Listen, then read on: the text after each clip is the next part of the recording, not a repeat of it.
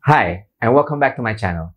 Ini dia video review 100 km untuk the ASICS Nova Blast.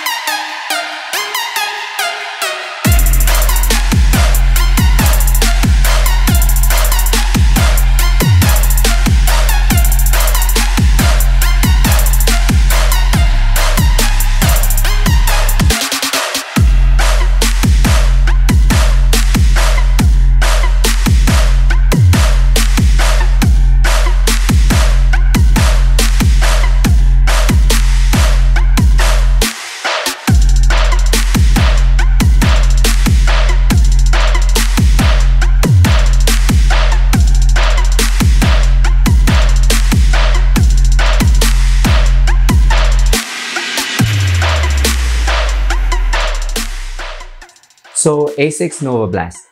Kalau misalnya ada award untuk Best Newcomer di award show untuk sepatu lari di tahun 2020, inilah yang akan menang kalau menurut gue. For so many reasons. Tapi seperti biasa, sebelum kita masuk ke reviewnya, gue harus buat disclosure dulu. So, ASICS Nova Blast ini adalah sepatu yang gue beli dengan duit gue sendiri. So, seluruh review ini adalah personal opinion gue dan pengalaman pribadi gue lari dengan sepatu ini. So, selain karena udah banyak dari kalian yang request untuk review sepatu ini, gue beberapa bulan yang lalu juga mengalami cedera Medial Tibial Stress Syndrome atau MTSS atau shin splint. Dan setelah gue research tentang sepatu lari apa yang cocok untuk membantu proses recovery gue dari cedera itu, gue gambling dengan sepatu lari yang completely brand new dari ASICS yang nggak punya sejarah tentang sepatunya.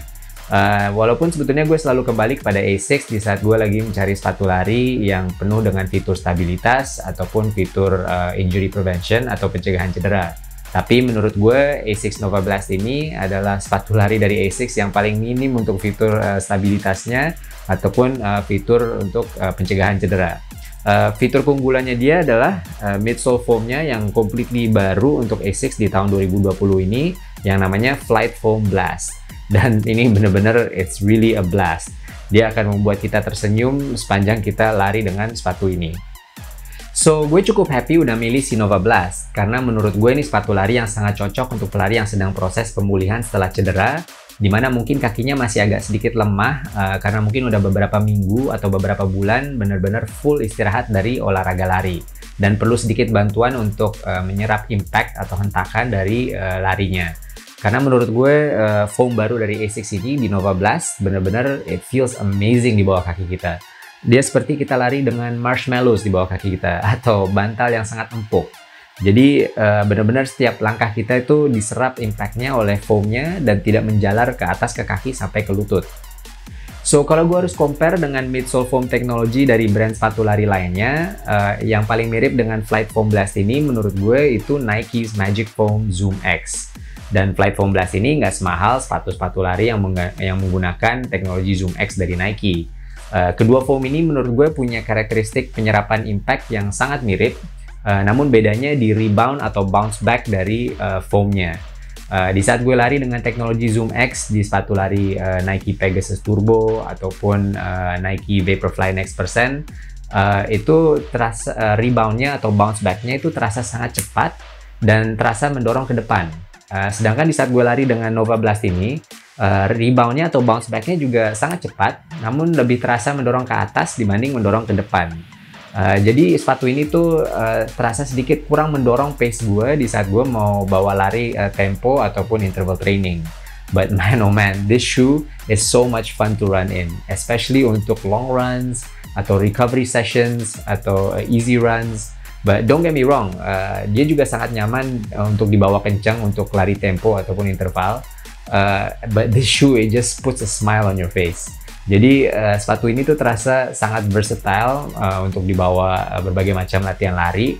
Sampai bikin gue bingung kadang-kadang di saat gue mau ngambil sepatu lari daily trainer dari lemari gue, do I go for Pegasus 37 atau Nova Blast? Dan more often than not, I have to say gue lebih milih si Nova Blast ini. Just because karena dia membuat gue senyum sepanjang gue lari atau latihan larinya. Dan pastinya dia akan buat gue senyum sepanjang hari juga. Dan so far untuk half marathon distance rasanya enak banget lari dengan sepatu ini. Cuman kayaknya kalau gue mau bawa untuk lari full marathon distance, kayaknya gue pengen ada rasa bantuan dorongan ke depan dari sepatunya yang akan membantu gue di kilometer-kilometer terakhir di saat kaki gue udah terasa agak lemah. Dan ini membuat gue kadang-kadang berpikir, man, ini kayaknya sepatunya enak banget kalau misalnya ada full length carbon plate di tengah-tengah midsole foamnya. Kayaknya ASICS nggak nonton channel gue sih, tapi it will be really amazing kalau di 2021 ASICS ngeluarin sepatu lari di seri Flight Foam Blast yang menggunakan full length carbon plate. Dan menurut gue carbon plate itu nggak akan hanya membantu dengan rebound atau bounce back dari foamnya, tapi juga akan membantu dengan stabilitas dari sepatunya. Which comes to the one issue atau satu-satunya masalah dari sepatu ini, stabilitas. Bukan sesuatu yang akan bikin gue batal beli sepatu ini, tapi sesuatu yang gue harus omongin. Seperti gue bilang tadi, sepatu ini nggak ada fitur stabilitas yang biasanya terkenal di sepatu lari dari ASICS. Dia nggak ada dual foam dengan bagian medialnya yang biasanya lebih kaku untuk menjaga stabilitas dari sepatunya, ataupun heel counter yang besar dan keras yang akan menjaga landing dari kaki kita, ataupun guardrail di bagian sampingnya yang akan bantu dengan stabilitas langkah kita. Bahkan dia nggak ada thrust stick system yang biasanya sangat terkenal di sepatu lari dari ASICS.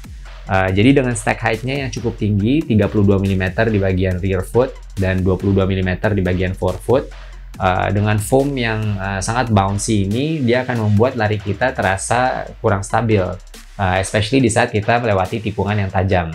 Jadi sepatu ini sangat mengandalkan kekuatan dari kaki kita agar kita lari dengan running form yang bagus untuk menjaga stabilitas dari lari kita.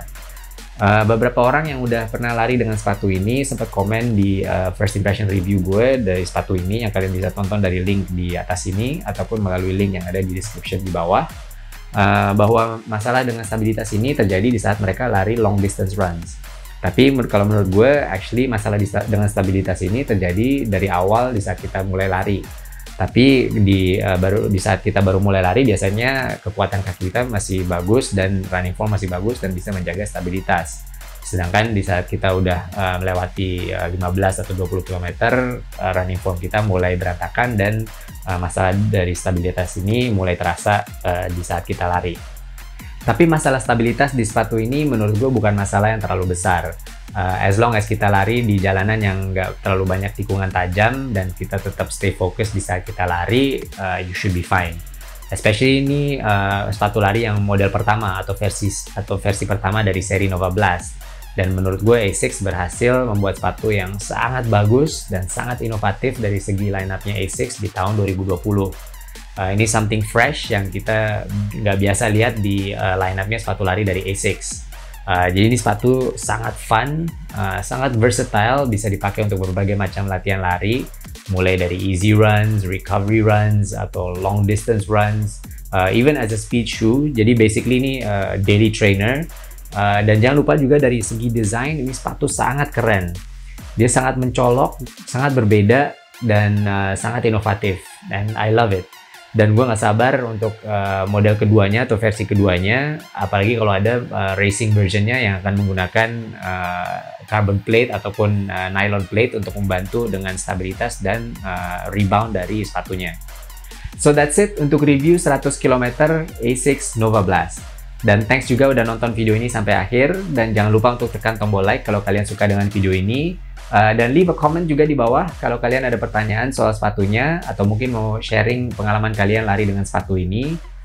Dan jangan lupa untuk subscribe ke channel ini kalau kalian belum. I would really appreciate the support. Dan share juga video ini kepada teman-teman kalian, especially kalau mereka sedang mencari rekomendasi sepatu lari untuk pemulihan setelah cedera. And in the meantime, let's all stay strong, stay healthy, and keep moving. I'll see you next time.